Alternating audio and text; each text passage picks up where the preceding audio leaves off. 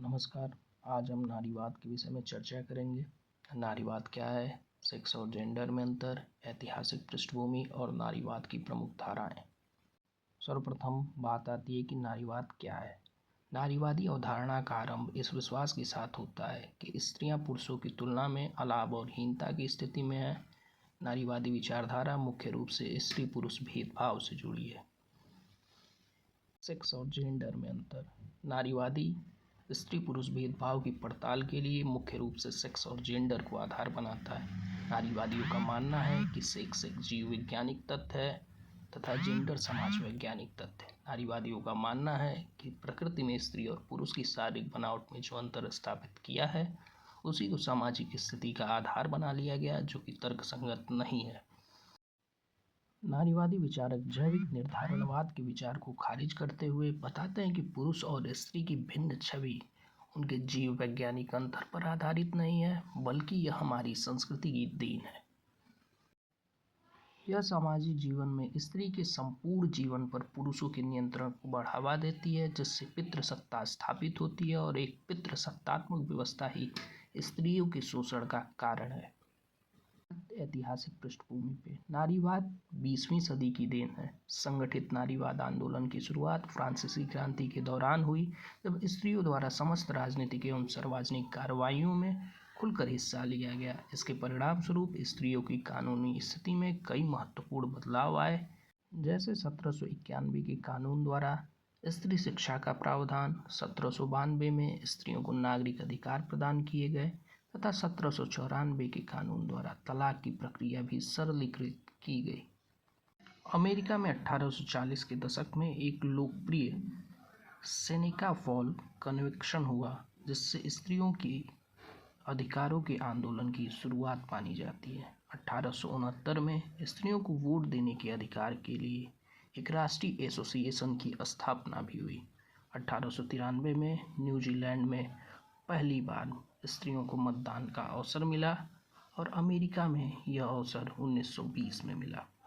नारीवाद के विचार को न्यूयॉर्क रेड स्टॉकिंग्स घोषणा पत्र 1969 के द्वारा सशक्त अभिव्यक्ति मिली। इसमें उल्लिखित किया गया कि स्त्रियां एक उत्पीड़ित वर्ग हैं। स्त्रियों का उत्पीड़न सर्वव्यापक है, जो स्त्रियों के जीवन के प्रत्येक पक्ष को प्रभावित करता है।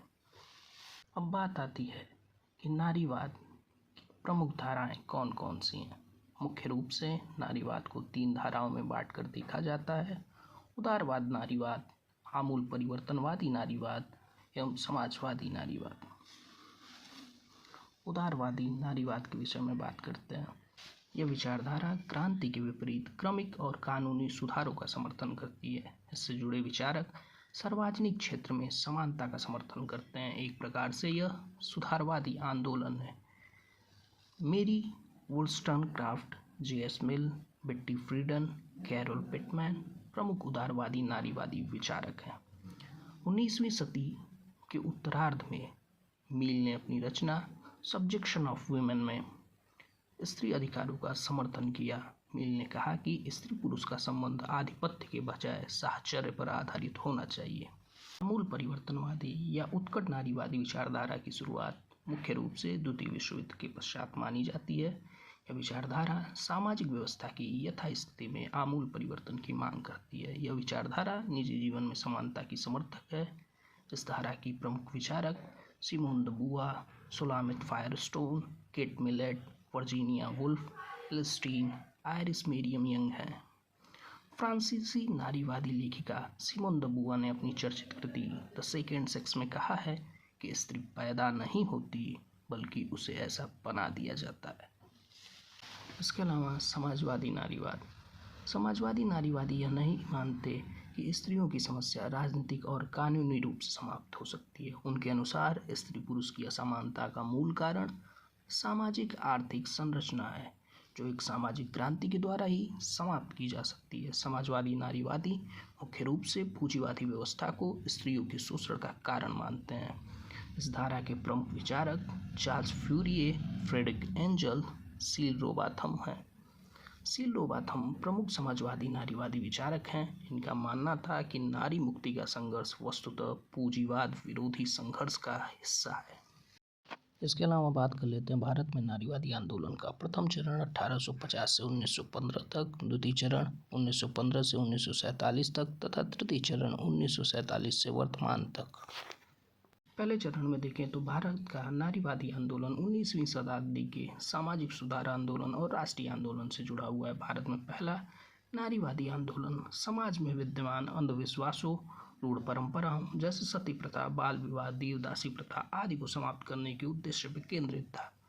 राजा राम मोहन राय, ईश्वरचंद्र विद्यासागर, स्वामी विवेकानंद, ज्योतिबा फूले, सावित्रीबाई फूले आदि विचारकों और समाज सुधारकों ने महिलाओं से जुड़े हुए प्रश्नों को प्रमुखता दी। दूसरा चरण महिलाओं की सक्रिय भागीदारी से जुड़ा हुआ है। इस दौर में महिलाएं स्वतंत्रता आंदोलन से लेकर श्रमिक आंदोलन में भी शामिल होने लगी। इस चरण में भारतीय महिला संघ जैसे विभिन्न संगठनों की स्थापना हुई, शारदा एक्ट जैसे कानूनी सुधार हुए। इस दौर में प्रमुख नारीवादियों में कामिनी राय, सरला देवी चौधरानी, दुर्गाबाई देशमुख की भूमिका उल्लेखनीय रही है। भारत में नारीवादी आंदोलन का तीसरा चरण आज़ादी के बाद सार्वजनिक और निजी जीवन में समानता से जुड़ा हुआ है। यह प्रमुख रूप से सामाजिक, आर्थिक, राजनीतिक समानता, शिक्षा तक पहुंच, संपत्ति के अधिकार और लैंगिक विभेद में अंत से जुड़ा हुआ है। धन्यवाद।